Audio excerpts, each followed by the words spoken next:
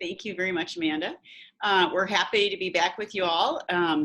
We did have a chance to go through, I think during the workshop that we did in Columbus, we were asked for some more specific examples, and Raychel did some background research and got some more specificities. So we're pretty excited to be doing this. And I think that probably wouldn't have happened unless we got requested to do this, because it's always like, oh yeah, we'll go back and add those in. So we're really excited, to be doing that today. So we're going to start.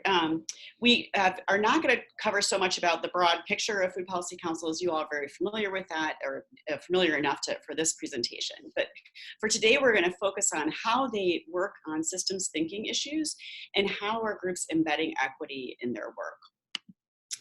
And we do want to start with our definition of what we consider a food policy council or a food council, and sort of recognizing that people use a lot of different names, and that really, it doesn't matter to us what name people call themselves.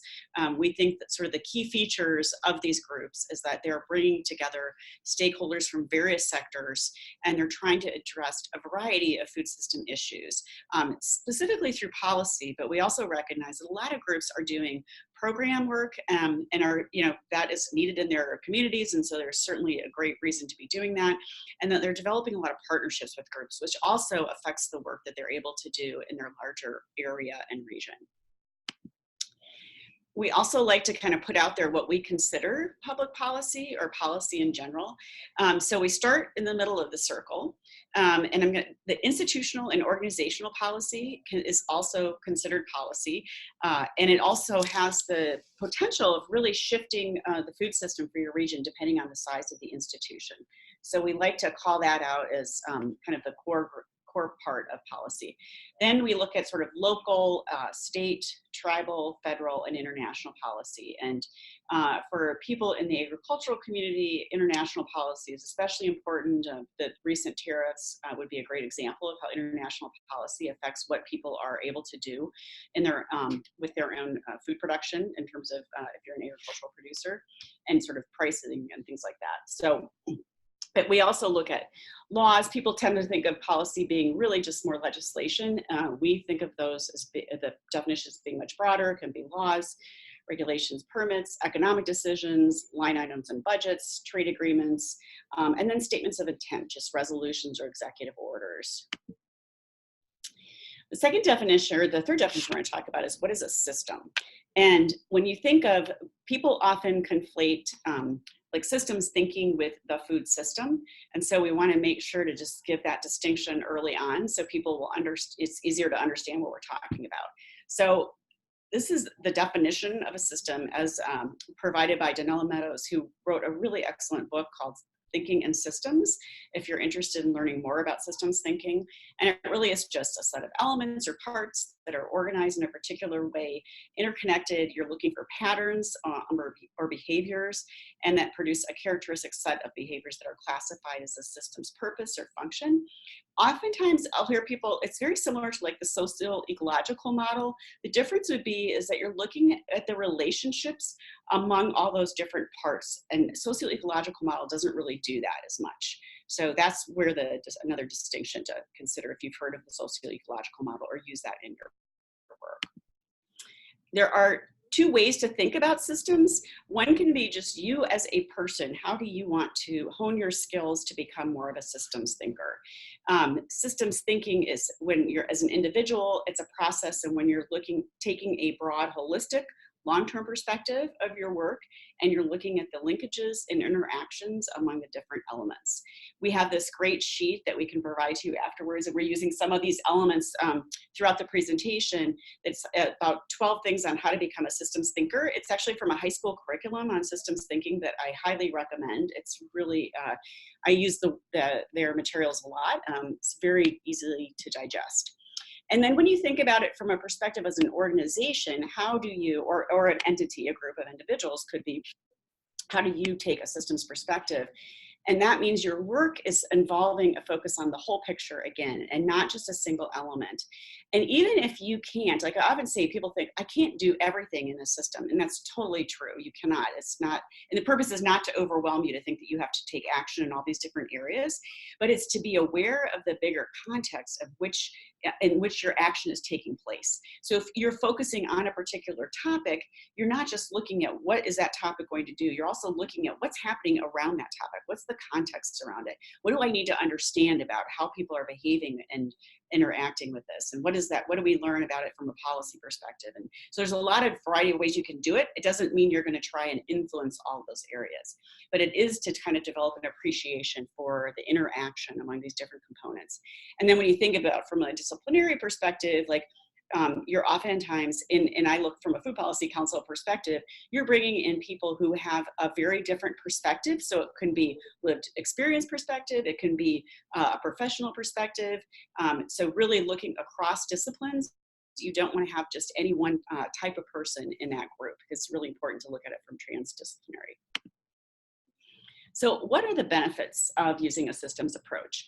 And so this is from an article written by Bruce Lee that had to do with obesity and applying obesity, but it could be any particular project. But basically, it really does, we talk about root causes. I'm sure you all have heard the term root causes. Systems are designed to help you understand root causes. So that's like instead of, true solutions instead of just Band-Aids. You want to look at for solutions that can be sustained over time, that are not just sort of one-off solutions. It's also gets into understanding the indirect and unintended consequences. And it's not that, it sometimes there's like a predictive nature to systems thinking, but it can also be, it could be a surprise as well. But it basically allows for, because you're looking at this bigger picture to try and understand what's happening in these different areas and why maybe that intervention didn't work, what could have happened, and it gives you a broader perspective. Data collection is really important. It can be primary or secondary data that you're collecting. We really don't recommend people do primary data collection unless they have to. And then there are certain types of systems methods, and this would be like modeling. So I know you guys had, the network had someone doing climate modeling not too long ago. That is an example of a systems approach. And that is mathematical and scientific. You're trying to make predictions about how land is being used and how climate change is going to be affecting it. So that would be another example of a systems method. Oops, there we go. Okay. So we'll provide this, the handout to you, but this just gives you some ideas. We picked a few of the items to talk about systems thinking principles. So some of the ones that we think are probably most applicable to food policy councils would be one, making meaningful connections within and between systems, because you're already doing that just by virtue of the membership and who you bring into that group. A second bullet is really about when you get new information or a new study comes out, or somebody comes in and brings in this new perspective, are you able to then change your perspective to take that into account and improve and increase your understanding? As human beings, we don't do this very well. Sometimes we have a pretty fixed and rigid way of understanding the world, and it can take us a lot of different ways that new information will come at us before we start to believe that there might be a different way of doing something. And I'm speaking strictly of myself. I have a hard time, it's like I could read a study, but I want to read maybe another study. I don't necessarily believe that because it's going against what I have thought is to be true.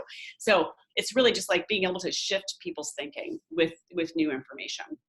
And then considers how mental models affect current reality and future. And mental models in some ways are just the way that we as people construct the world, but it also has to do with our worldview and our world perspective. And so I think that's another way of thinking about it, is just like recognizing that we all have experience that we bring to it and our own assumptions, and that you need to make sure that you're aware of what yours are, so when you go into a situation you can be checking yourself against those, and then check results and changes actions if needed. So these are some what we call key systems properties. And these are things that may or may not be useful, but they're sort of interesting from a perspective of a food system and what the type of work we do. So heterogeneity, a large number of structural elements at individual and population level, means that there really are no simple solutions. Heterogeneity, accounting for that within a system is sort of an obvious thing, that there's going to be a lot of different perspectives and pieces of it that are not necessarily going to be able to talk to each other, but it is that recognition that it really, from the perspective of an organization, recognizing that you can't, that's a reality that you're dealing with. Scale, we talked a little bit about, an example of scale was looking at that, the policy little visual that we had, is that resilience comes from redundancy, multiple scales working together. We think it's really important for people, even if you're working on local policy, to understand what's happening at the state level that affects your policy work, what's happening at the federal level, and being able to kind of move up and down those scales. So some groups that are working even at the local level will also be looking to affect and influence federal policy. They might be writing a letter about the Farm Bill or the Child Nutrition Reauthorization or something like that. So that's an example of really understanding the multiple scales and trying to figure out how you can best integrate those. And then feedback is a process where it's really, this is sort of another one that's kind of self-evident, is basically that you are taking information, you're feeding it back into the system and trying to understand it, and you change it as a result. So it's a circular process in which an action is part of the chain, it's a cause and effect, but it also feeds back into it. So that loop is really important because it helps with learning.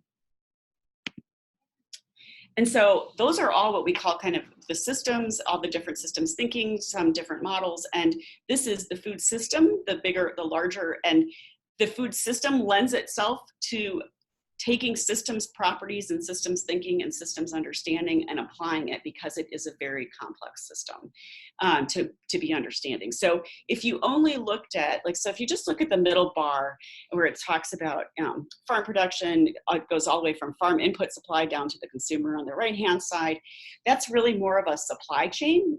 Sometimes when you see the visuals that talk about a supply chain, people will say, here's a visual of the food system. Well, it's not really, it's really a visual of a supply chain, because what happens around that supply chain is critically important to how that supply chain will behave and operate, and how is it actually working or not working. So we look at also the bubbles around here: social organizations, science and technology, biophysical, markets, policies, all influence that supply chain. This is from the Institute of Medicine report on the public health effects of the food system. It's a really excellent report, so if you want to read more about it, there's even some brief documents I think on it as well. And then operationalizing a food system approach. And so this would be how you as a food policy council could start to operationalize some food system approaches. And this is taking the systems perspective and applying it to a food system issue. So one of the things you can do is start to look at common objectives and metrics. And this could be something that's very visionary. You can have sort of, here's our vision, this is what we're really trying to reach long term, here's our mission statement, and then how are we going to hold ourselves accountable to this?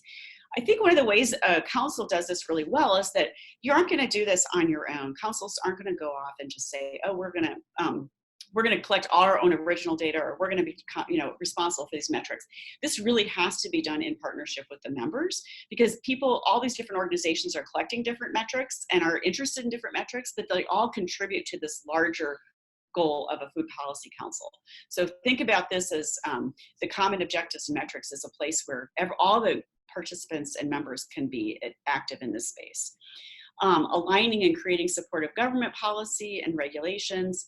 That one really just means, looking and seeing, where do you have sort of copacetic policies and regulations, and how do you kind of create that environment to make that happen? And then working in multiple venues and on multiple topics. This just gets into some of the complexity, is that most groups are not working on just one topic at a time. And it's not a problem if you are, but oftentimes people in the group are going to be interested in many different approaches and looking at different issues. And they're going to be at different places in that. And so that's a lot of times groups will organize around working groups, or they have some kind of a breakout or a special interests group that will go off and do something on a particular topic because that's their area of expertise and interest. And so this recognition that you're going to have all these kind of balls in the air, that's not a bad thing. That's actually a real strength, because you don't know at any one time, one of those topics could be something that comes to the forefront, and all of a sudden there's an opportunity for some kind of a policy change. So consider that as like a valuable thing to have multiple things going on.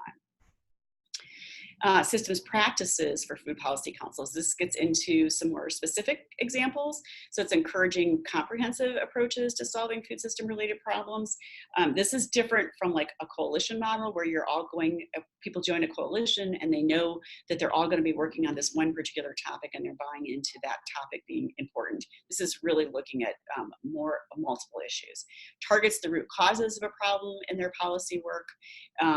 And sometimes it's very difficult to do that. A lot of the root causes are systemic.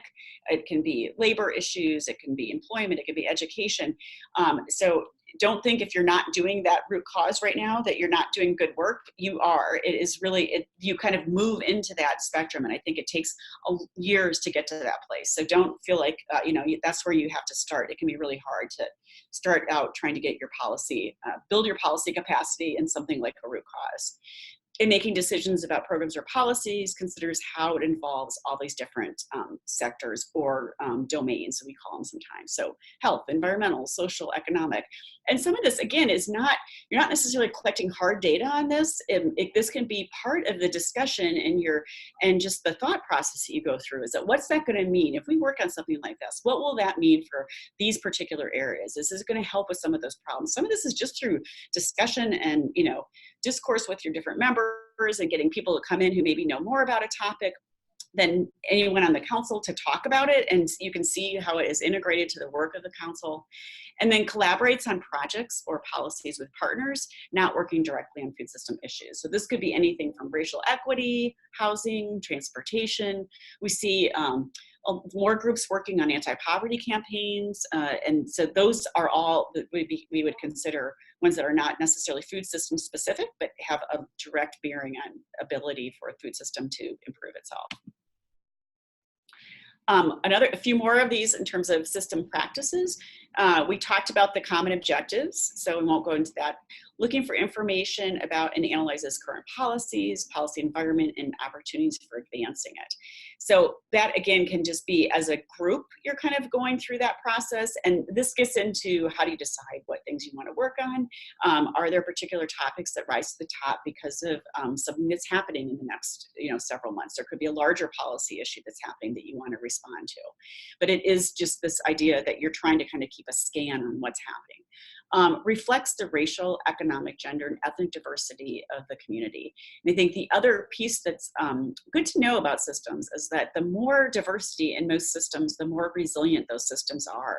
So that's true of not only just social and physical capital, but human capital as well. It's really important to get diversity within your group because it will make your group much more resilient. And you never want to be sitting around a room with people all thinking we're in agreement with each other. You have a serious problem when that's the case, because that means there's no divergent thinking going on. Provides training and leadership opportunities for all of its members.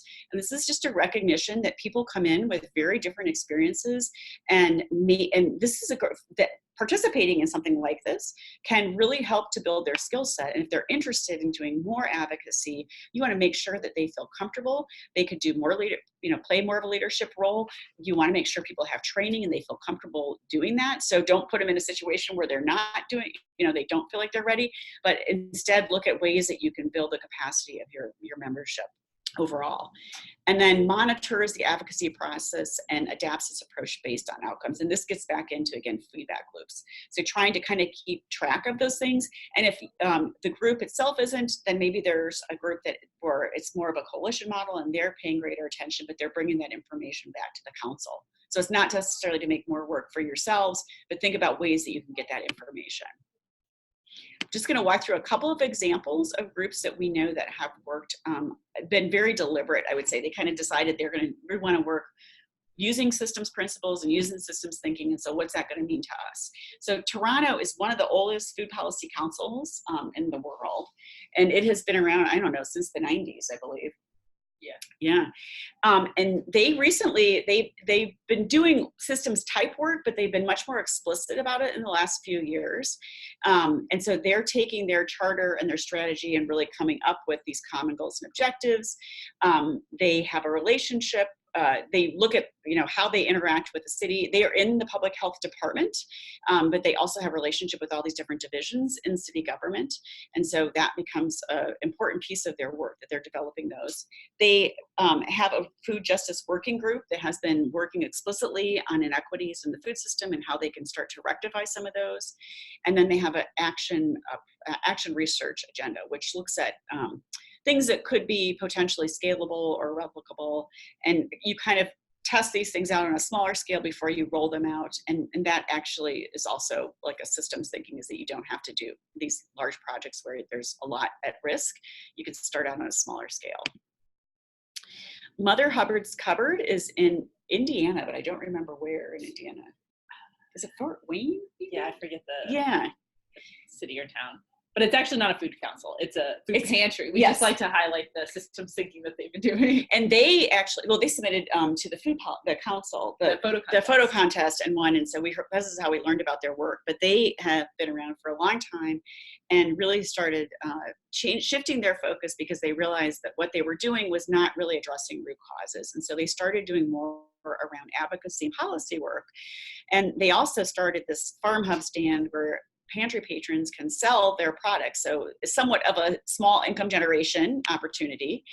The training they've provided training to people who are members or use the pantry on advocacy and policy. And then they have these monthly meals where they can come and learn more about this and get the training work done.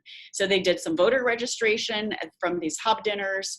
And this is one of the pictures of how I can't read this caption here, Rach, but I will assume.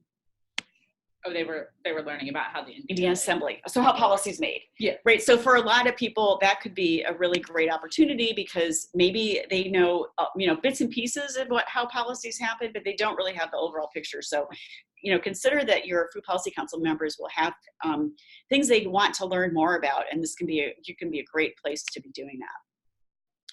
Worcester Food Policy Council in Massachusetts has been working for years on livable wages, actually. That's been their kind of big campaign. But this is specifically about their food pantry and that the number of the people who are already working. So this idea that people who are using emergency food sources are not employed is not a flawed idea. And that they also observed that, go back here. People with more economic resources were likely to participate in local food system activities. So they wanted to kind of level that playing field. This minimum wage, it still has not passed. So it did. I looked it up. It passed last June. And it was both minimum wage to $15 an hour by 2023, I think is when it goes into effect. They're doing it gradually over the next 5 years. And they also have paid family and medical leave for 12 weeks, which is fantastic. Awesome. Yeah. So they worked on this, I think this has been like 5 years. It was a very long campaign. Yeah. The Raise Up Massachusetts is the overall campaign, and they were just one partner. Yeah. The Food Policy Council was one partner of that. And I think played a pretty significant role, especially in getting people who were talking about their work.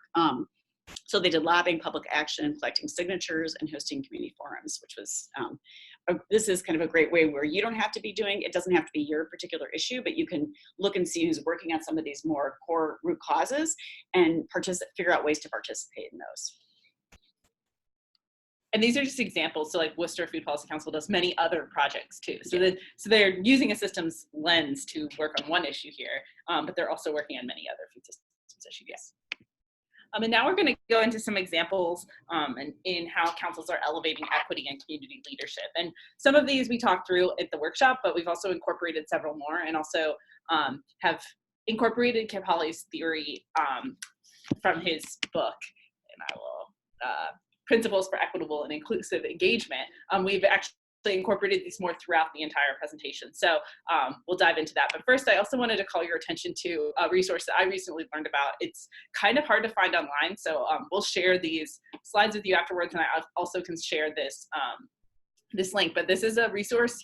It's a whole flyer produced by the Center for Environmental Farming Systems in North Carolina. They have a group called CORE, which is their Committee on Racial Equity. And this flyer goes through the 6 phases of racial equity practice and how it can be applied to food councils. And it's based on the work of DR Works, and it's a really fantastic guide, and I think I highly recommend that food councils review it. And like I said, it's hard to find online. You can't even find it on the CORE's website. But if you go to this link, you'll see it, and it's only a 2-page brief, but it really does tackle some of the larger issues around group dynamics and talking about racial equity and culture shifts. And the second resource, we talked briefly about this at the workshop in October, but Kip Holley, based at your own Ohio State University, produced a guide with the Kirwan Institute called Principles for Equitable and Inclusive Engagement. And he has these 6 key principles that we'll go into more depth on and give specific examples of councils that are using some of these principles in their work. So the first is embracing gifts of diversity. And I do also want to mention that so while Kip's guide, I would suggest, is more about big picture thinking of principles and how to think through your group's values and principles in action, there are also specific ways of centering equity in your work and specific strategies, so to speak.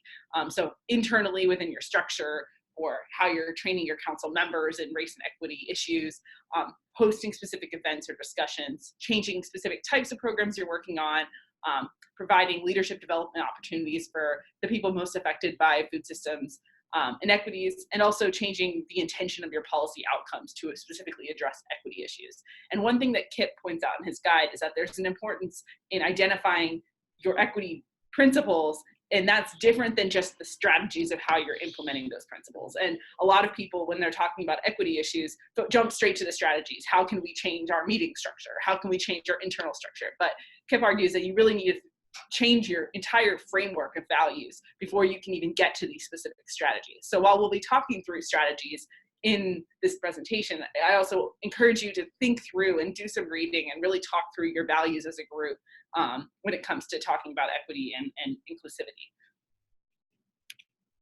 And so the first principle in the guide is embracing gifts of diversity. And so this is critical to recognize that power already exists in typically undervalued people in neighborhoods. And so instead of assuming that it's not there, the value is in providing opportunities for people to share their gifts and recognizing that those gifts might be different than what you might provide, but that they're still valuable.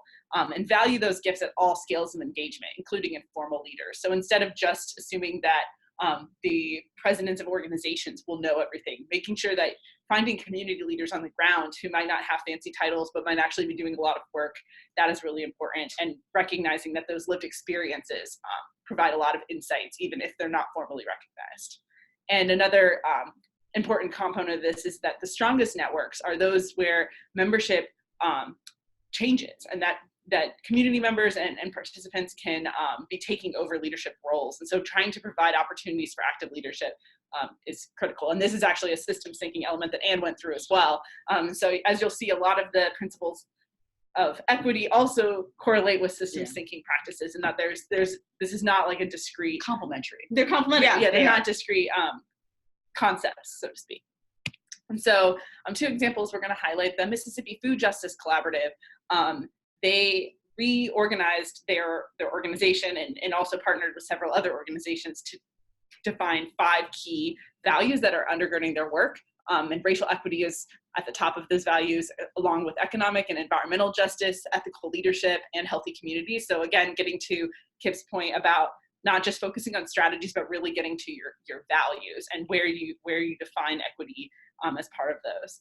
And as one of their actual strategies on the ground, they have started a food systems fellowship for, it's a year long, and it's open to people of color from 4 specific traditionally underrepresented regions of Mississippi. And it's an intergenerational and intersectional fellowship that brings people together to practice and learn more about transforming the food system in the state. So they're really working to cultivate those new leaders. Los Angeles Food Policy Council is also doing this. They have a slightly different model. Their Food Leaders Lab is focused on training community advocates and more, I would say, the local level than at the state level. But they have a 10-week intergenerational and multilingual course on food justice and political leadership. And they're really trying to build advocacy and policy community organizing skills. So these are 2 examples. There are others throughout the country that are also working to train I wouldn't even say the next generation because they might be current leaders, but training the next iteration of food systems leaders in their communities and really providing those policy and advocacy tools necessary. The second principle, realizing the role of race, power, and injustice. And this is really recognizing and acknowledging how racism and inequity affect the experiences of community members, and especially in food systems. And so the idea is that when people become aware of these imbalances, you're more able to change them. And so instead of ignoring them or even just not wanting to talk about it, because when we do, we often reproduce the very problems that we're trying to avoid doing. It's really naming and talking through those challenging issues. And this can be really challenging, especially because those who are or do hold the most power are going to be resisting or could be resisting how power shifts might happen. And that's pretty common throughout history. And so it's recognizing that can be uncomfortable, but it's an important component of talking about, especially more sustainable and equitable food systems. And then as an example of this, the Massachusetts Food Systems Collaborative. So they're kind of similar to the Ohio Food Policy Network in that they are a network that connects over 20 food policy councils in Massachusetts, and they also have several other organizations as well. And they do a variety of work on farmers market incentive programs and other issues. But one thing that I wanted to highlight amongst their work is that they wrote a toolkit to help farmers market managers and farmers address issues of race and equity at the market. And this came about because they were organizing a large fruit and vegetable incentive program that really did increase the diversity of people who were coming to their farmers markets in their state. And as a result, there were a lot of challenges that were happening as the cultural conflict. Cultural conflict happened as more and more people were coming to the farmers markets, and they were different than who had traditionally been there. And so and they recognized the role of race and power and injustice in history and wrote a toolkit to help address those issues. And so that's an example of one activity that a group has been doing. The next principle is radical hospitality. And this is trying to overcome the idea that there's meeting fatigue. You go to all these meetings and you see no results happen. And then, this is something that we hear a lot of food policy councils complain about outside of equity issues. It's hard sometimes to see tangible impacts from your work, but especially if you want to be involving those most affected by food systems issues, you want to make sure that the work that they're contributing to, that there is an impact, so they feel like their contribution is meaningful, and that what they're providing is actually influencing something. And so this is all about meeting people where they are and making sure that the efforts that you're working on are also actually going to have a direct impact on their lives. And one way you can do this is being intentional about your inclusion efforts. And so that might be very specific strategies about rotating your meeting locations or pairing with other meetings. And so one idea that I really appreciated from Kip's guide was talking about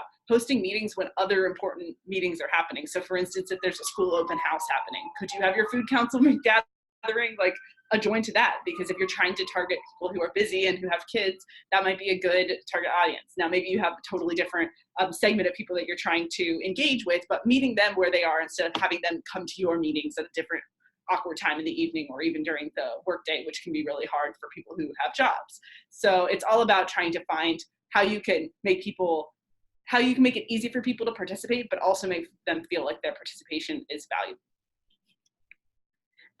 And one example of this is the Montgomery Roots group.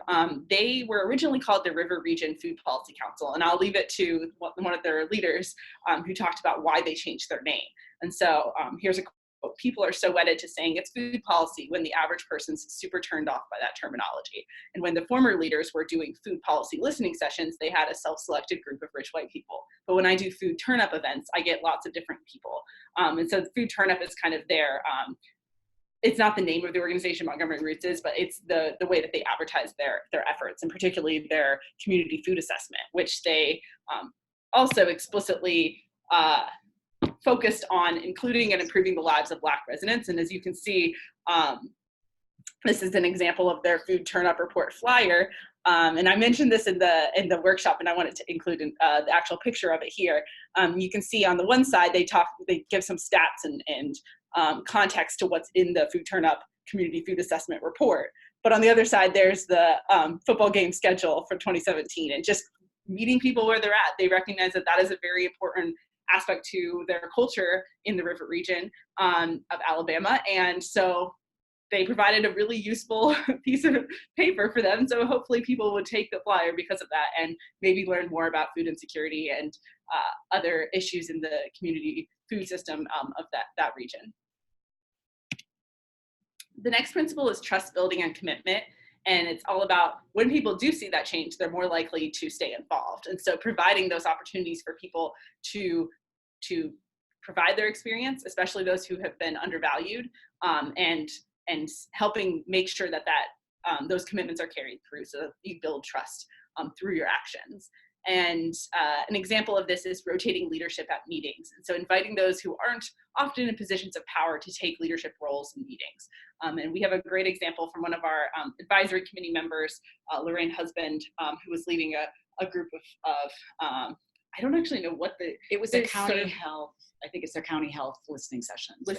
Yeah, and she actually trains the people who are using some of their county services to lead those meetings, and she organizes them so people don't share their professions or titles at the beginning, but really you're all on equal ground, and you share who you are as your name and maybe a family member that you care about or a favorite recipe, but you don't actually delineate your professional title at the beginning. And she rotates the leadership so that those who are often using the services are able to lead the discussions that are at hand.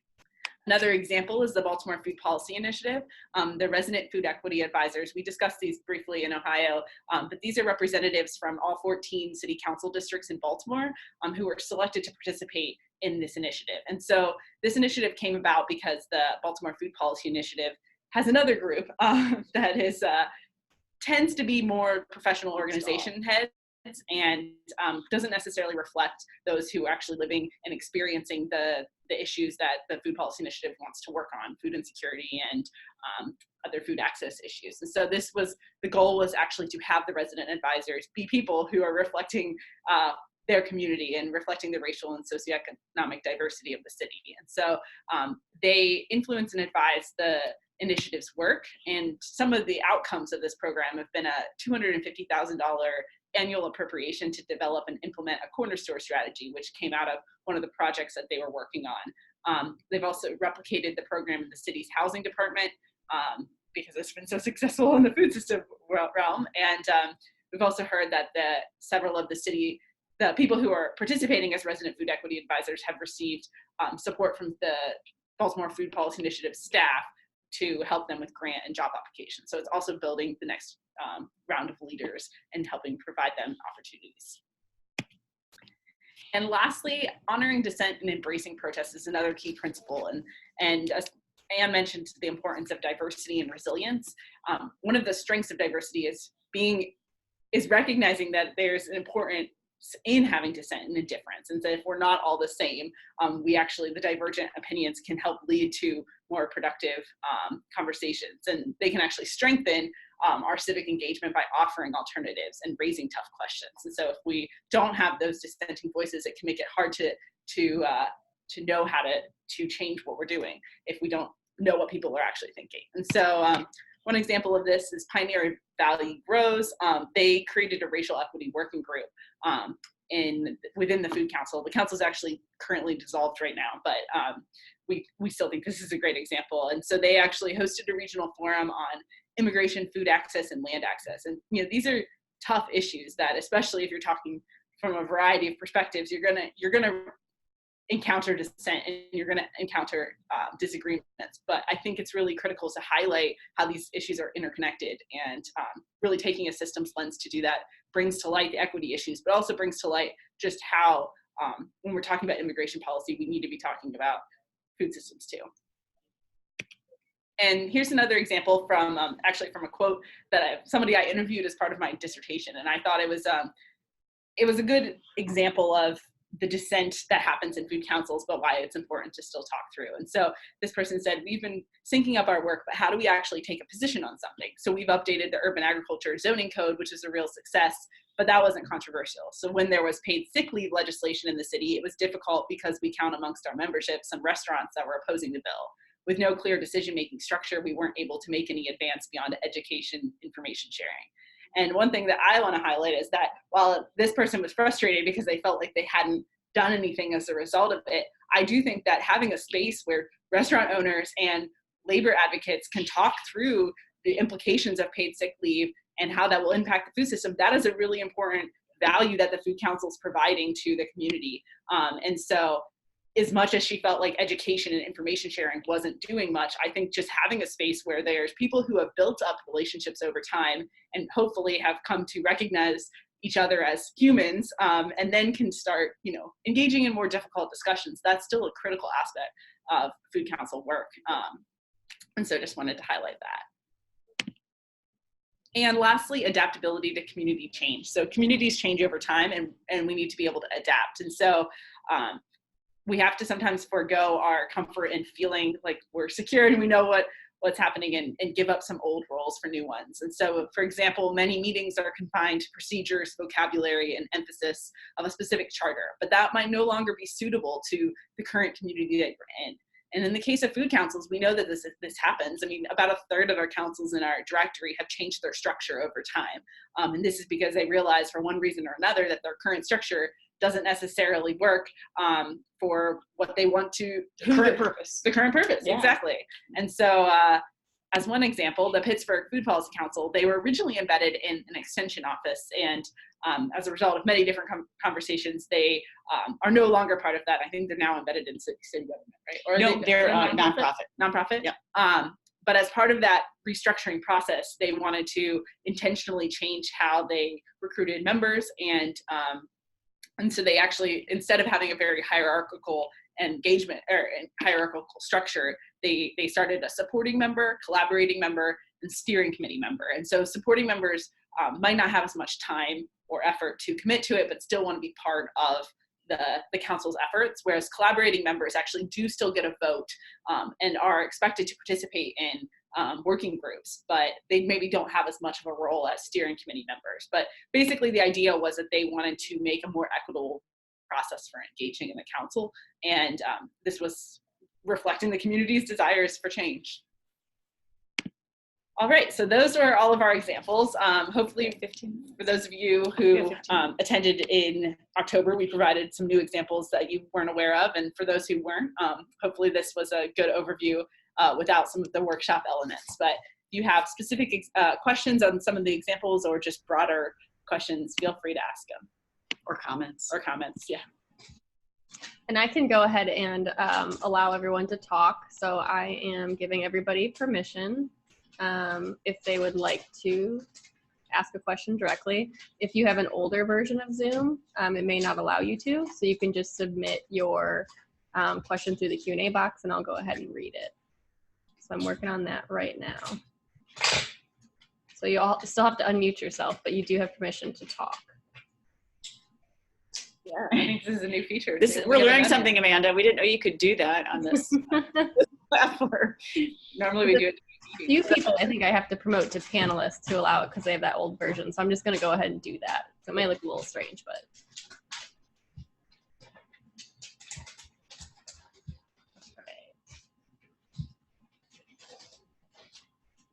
I think everybody should have permission to talk. So, if anybody wants to ask a question, again, you can use the Q&A box if you need to, or the chat box.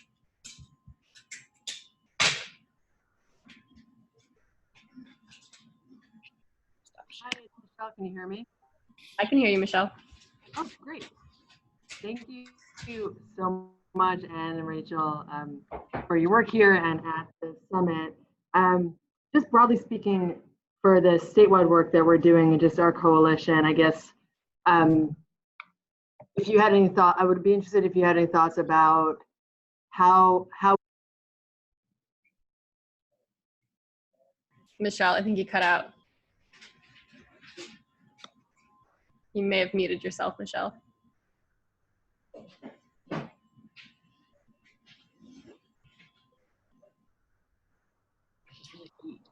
I can't hear anything. I could hear something. But... Yeah, I think she might have muted herself on accident. She's still on. Yep. So she may have hit mute on her cell phone. All right. Well, hopefully, maybe she'll be back on in a second.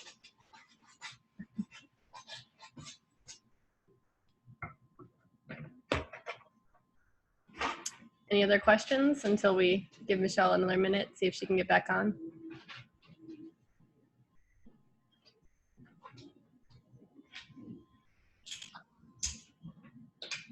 Do you all have any examples of work you've been doing to integrate systems thinking or equity into your practices in your council that you'd like to share with the others on the call?